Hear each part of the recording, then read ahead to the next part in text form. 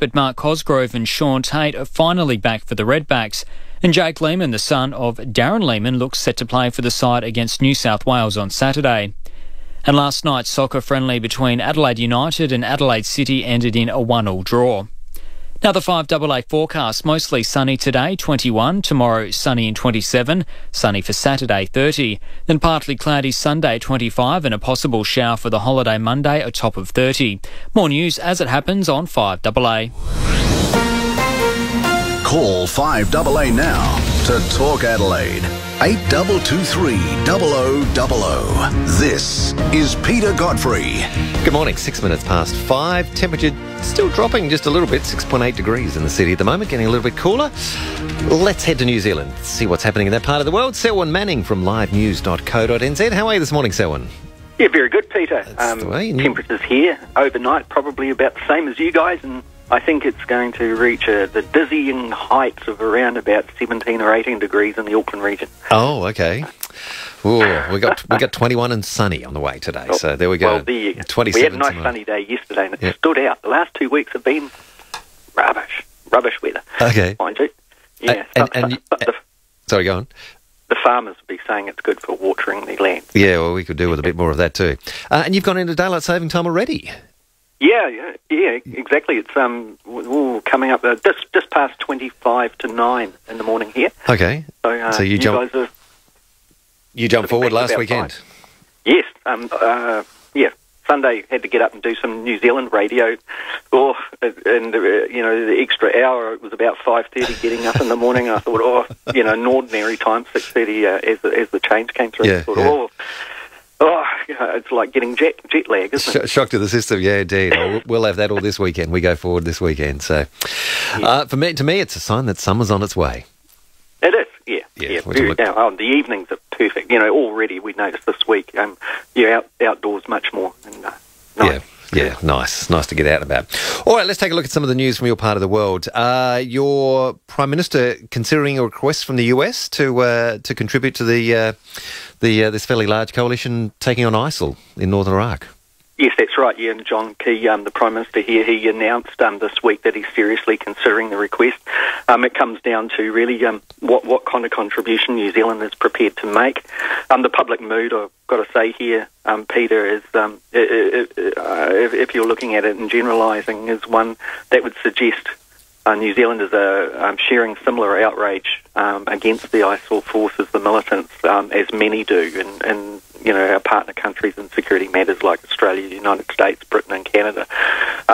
Certainly with New Zealand in these kind of matters, it traditionally follows a convention of where the United Nations is positioned, and that's where the difference between, Australia and New Zealand was over the 2003 invasion of Iraq.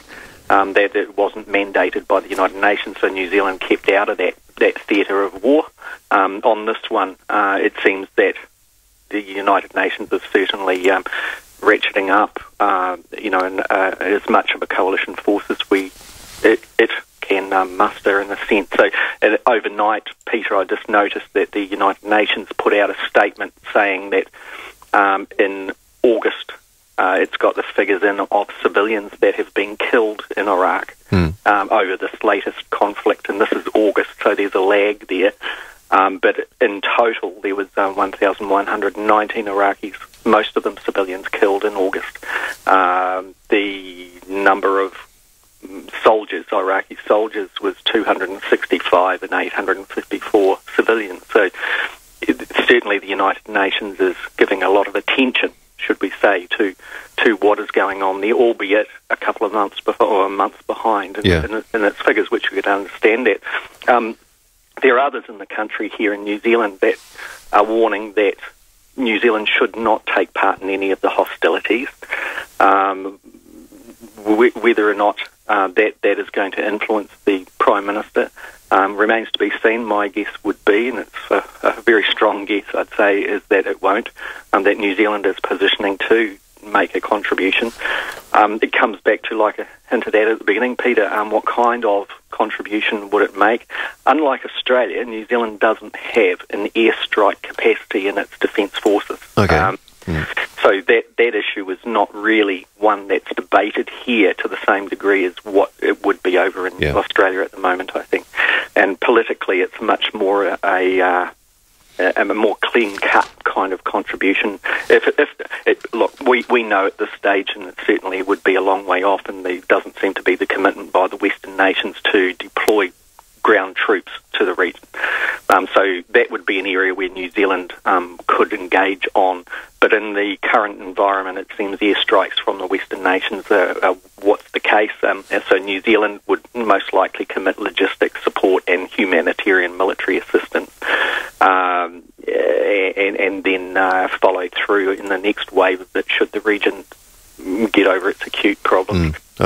With more humanitarian work in the civil kind of areas as well. Okay. So that's where New Zealand's going. I know that our military, for example, has very much developed over the last 15 years in the sense of, the budgets around our defence forces have increased. They've been designed for regional crises, like with Ramsey, the regional assistance mission to the Solomon Islands, very much kind of shaped our defence policies and how New Zealand could contribute in such areas as that, and also disaster issues in the Pacific region, in particular Polynesia sector of the Pacific, and working in that way.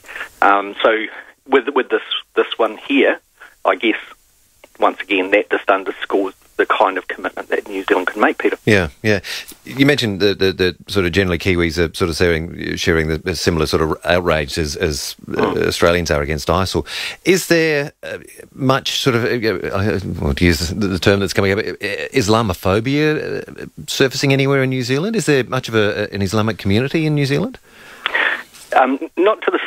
Yeah, I mean, our population in total is 4.5 million.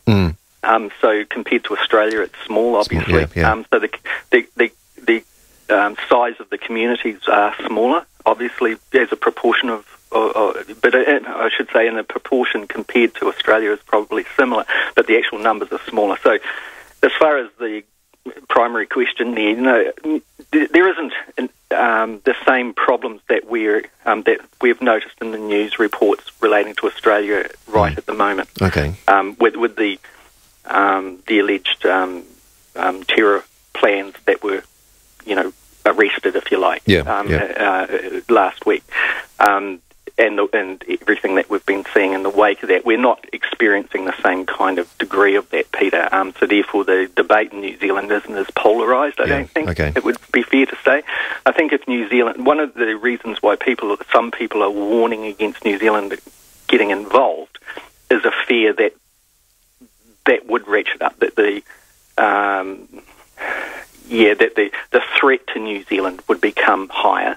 Similar things being raised here. Therefore the sensitivities around different cultures and different peoples would be ratcheted up as well. I think too, even politically, that if New Zealand contributed to this particular conflict, we would see our terror laws, anti-terror laws, I should say, shouldn't I, being adjusted and probably, intensified like has been planned in Australia. And that would no doubt be fairly quick. At the moment, there doesn't seem to be the need for that. Like I was saying, the pool of people that in this particular area, as we understand it, the New Zealand security services have pretty much infiltrated any kind of radical elements that may exist in any culture, whether it be Indigenous New Zealand, whether it be European descendants of European New Zealanders, or others who have arrived here in more recent times.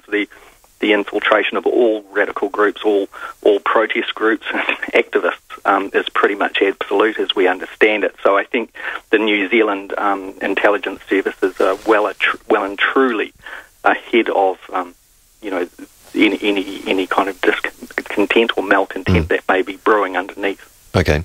And with that, the request that John Key's considering, is it known, when a decision will be made, or, what level of commitment, number of Defence Force personnel that could be involved? Anything like that available as yet, or known? Yeah, our Prime Minister has characteristically vague in such things, Peter. Yes, as we know. Analysing his behaviour on such things over the last 6 years, since he's been in office, he made mention of all of this at his post-cabinet press conference, but like I was saying, once again, it was characteristically vague. Yeah. What it seemed to most looking at that, who know John Key's patterns, is that work is going on with the Defence Forces for exactly what you just asked there, meaning what kind of contribution and what kind of resource can be allocated to that contribution and sustained for over an indefinite period of time. One would imagine that right now they have that information with them, and now the Foreign Affairs troops will be, the Diplo squads will be working it out with their counterparts in Australia and Canberra, and certainly in the United States and Washington. So I would imagine that by Cabinet on Monday there will be a definitive response coming out of that. If not, well, they've been enjoying the golden glow of winning the elections for too long. yes, I'm sure. Well, that's our next topic, I think, on some of the aftermath still of that. We need to take a quick break, Selwyn, and we'll come back and find out more about you were talking last week about the imploding going on in the Labor Party after their humiliating loss, if I can say it this morning. It's getting worse, Peter. It's getting worse. Quick break and we'll be back with you, Selwyn, and find out more. Selwyn Manning's with us from livenews.co.nz, 5:17. Leon Biner. Public drunkenness in the city is causing problems that need to be resolved, but we do appear to be avoiding it as we have a talkfest about making the South Parklands a dry zone. SAPOL is reluctant to agree, saying it'll merely move the problem somewhere else. But any crime prevention strategy, if you put a better security lock on your house, an opportunist felon will pick on an easier target. Leon Biner, weekday mornings from 9 on 1395, Adelaide's 5AA. No one loves spring as much as the animals at Adelaide and Monarto Zoos. Right, guys? But it's not just the animals that are awakened. The plant life is magnificent too. Adelaide Zoo is like an oasis in the city. And remember, Monarto Zoo is less than an hour up the freeway. Enjoy special animal keeper talks, walkabout tours and activities for the kids. Spring has sprung at Adelaide and Monarto Zoos. Visit zoossa.com.au for everything that's happening. 50 months interest-free store-wide. Ends Tuesday at Harvey Norman. Zero interest, no deposit with equal monthly payments until November 2018. Technology, entertainment, home appliances, furniture, bedding and flooring. Huge range in-store and online. Last chance to buy with 50 months interest-free. Zero interest, no deposit with 50 equal monthly payments until November 2018. Approved applicants only. Minimum financed amount $490. Interest applies if you do not comply with terms and conditions. Fees and exclusions apply. See website for details. Hurry, 50 months interest-free ends Tuesday at Harvey Norman. Hi, I'm Mark Lewis. My father established Bernie Lewis Home Loans over 27 years ago. So ask Bernie Lewis to move or improve your home loan. And right now, you can get a $1,250 refinance rebate. But get in quick. The offer ends 30th of November. It costs nothing to find out if we can save you money.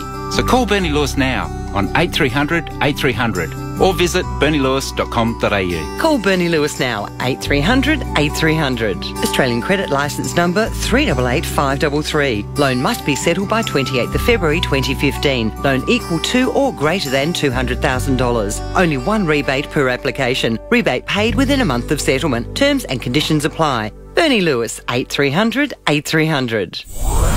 Talking Adelaide with Peter Godfrey on 1395 5AA. Yeah, let's find out what's been happening since the election in New Zealand. So Selwyn Manning is with us from livenews.co.nz. Last week you were saying about the Labor leadership was up for grabs almost, or David Cunliffe, the Labor leader, could force a bit of a challenge or a bit of a rethink. What's been happening? Yeah, so just as a recap, Peter, the Labor Party here suffered its worst loss in 92 years with only 24.6% of the vote going its way.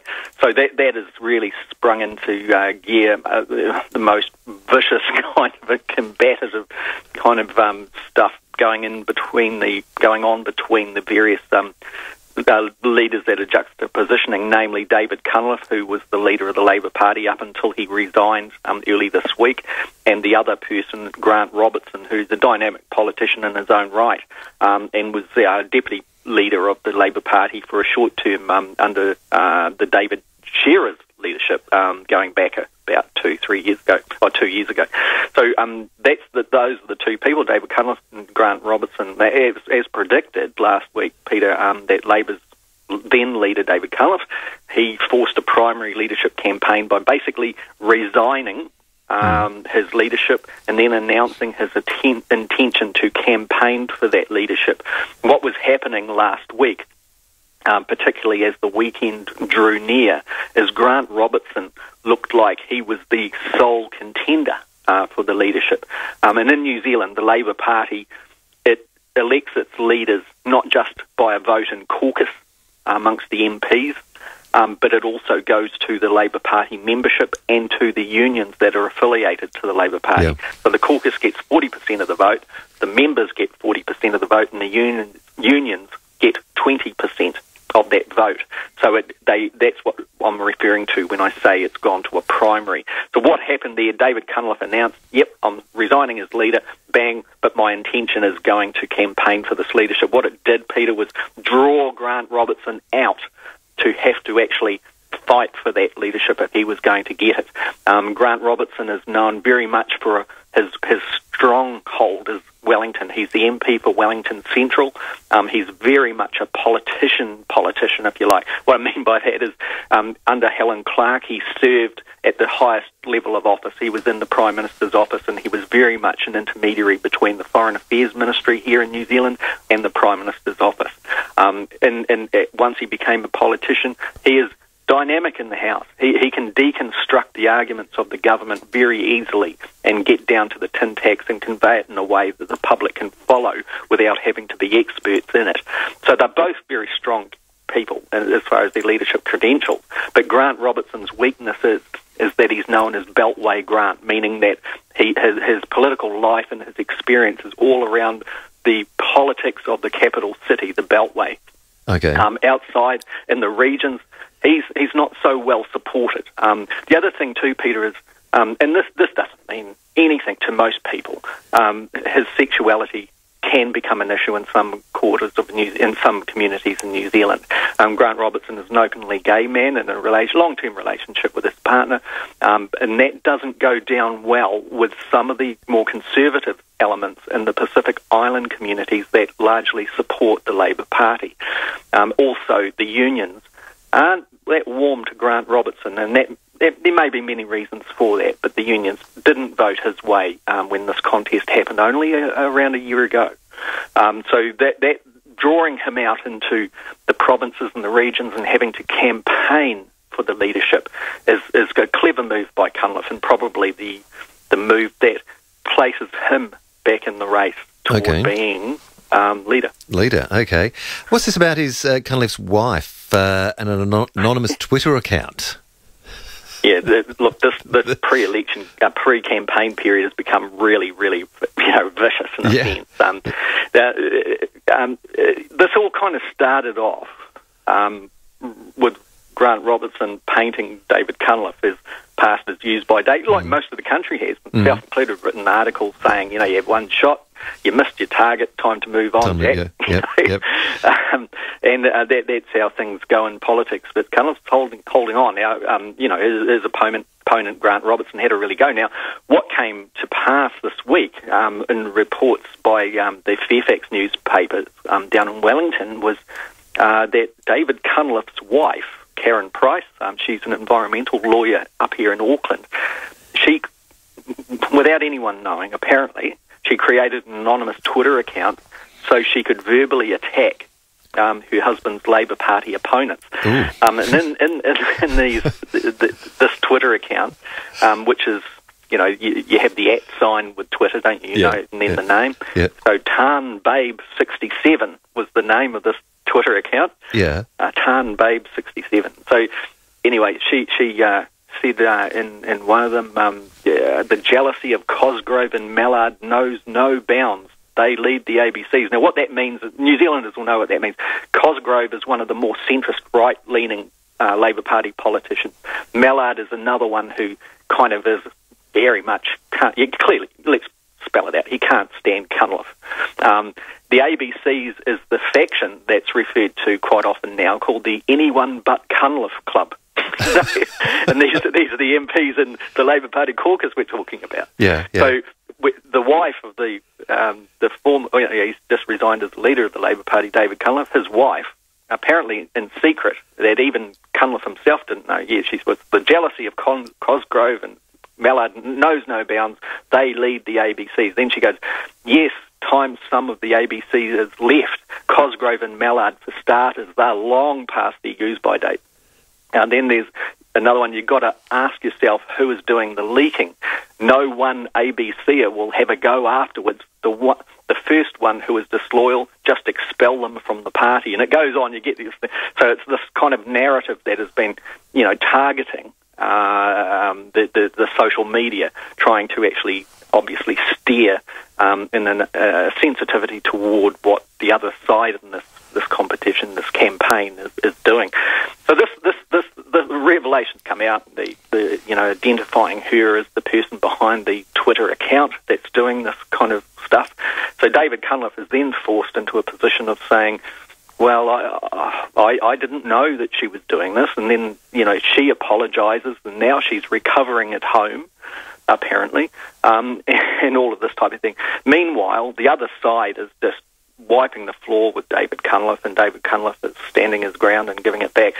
And on the other side of the ledger, the government is getting on with the business of governing New Zealand. And letting them implode further by the Senate. So is anyone else likely to emerge if this is going to be so dirty? Yeah, I mean, the anticipation is and the expectation is that there will be at least one more. And my prediction last week looks like it's yet to be realised, Peter, but it looks like it's on, strong consideration. That is the more fresh-faced, younger position MP, Stuart Nash, who is a strong campaigner. He won his seat in Napier, which is the Hawke's Bay region, like a wine-growing region in New Zealand, in the North Island. He won that against the Nationals, who held the seat up until the election night.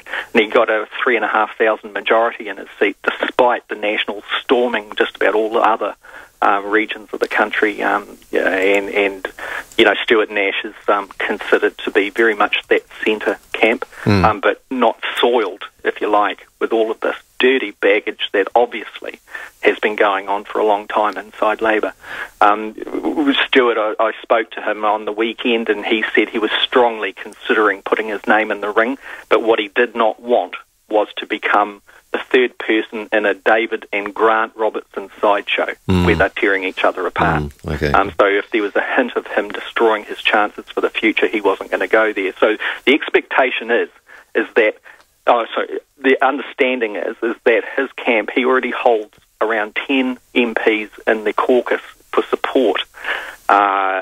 Grant Robertson would have about 12 and David Cunliffe maybe 3. Okay. So that's in the caucus. Now, it does matter what the caucus has, and it looks like Stuart Nash, whoever he puts his efforts behind and his loyalties behind, would most likely win this particular contest if he doesn't run himself. But at the end of all of this, if you looked at election night and the Labour Party got 24.6% of the vote, Peter, I would imagine if they were polled now, they'd be down below the 20 because of all this fighting. Yeah, it's not going to help, is it? No. The saga continues. Selwyn, many thanks for joining us on the program this morning. We'll find out more next week. Okay, Peter. Have a good week. All the best. Selwyn Manning in New Zealand, livenews.co.nz to find more. Quick text just before we go to the news with Anne Stone. Carlo says, could you please give me an indication when daylight savings commences? Oh, where have you been, Carlo? This weekend. Sunday morning. We got to put the clocks forward when you go to bed Sunday night. Back after the news. Love you to join in the conversation. 8223 0000. This is Adelaide's 5AA. Sunny and 21, it's 5:30, I'm Anne Stone. The Abbott government denies Australia is now at war, despite the RAAF supporting allied campaigns against Islamic extremists in Iraq. Australian refuelling and surveillance aircraft are now in the skies, but at this stage, Super Hornets aren't involved. And Foreign Minister Julie Bishop